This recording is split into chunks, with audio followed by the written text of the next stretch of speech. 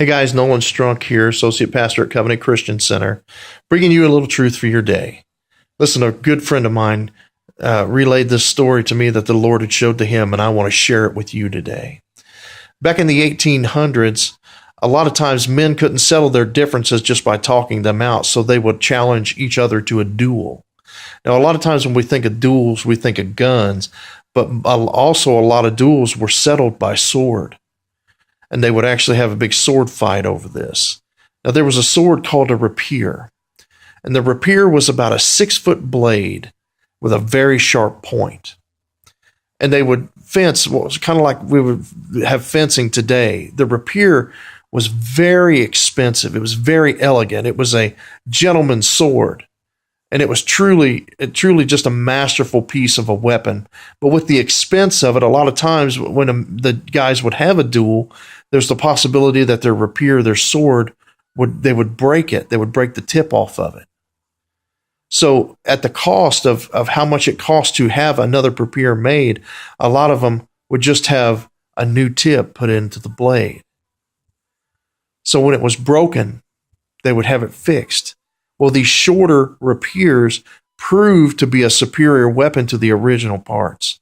Because instead of having the 6-foot blade, they had the shorter blade and they could block the shots, get in underneath, and stab their enemy. Are you hearing me? Do you hear what I'm saying? See, a lot of you are just like that sword. You're here and your life is broken. You've had pieces broken off of you. But if you will get into the Word of God, if you will let God take you and re-tip you, He'll put you back in the battle and you'll be even better than you were to begin with. See, you can't have a testimony without a test. You can't have skill unless you've been in the battle. And you don't even know how to fight until you've been trained. And so when you work the Word of God, when you let God heal those wounds, when you let God re-tip that blade, He'll bring you back and you'll be sharper than you were to begin with. Listen, God's not through with you. God's not ready to kick you to the side and kick you to the curb. God's not going to let things that are broken in your life stay broken if you will let Him re-tip you. Here's your truth for your day. You think that things are over. You think that God's done with you and that He can't do nothing with you, that you're broken, that the things in life just cannot be repaired. But I'm here to tell you, you're wrong.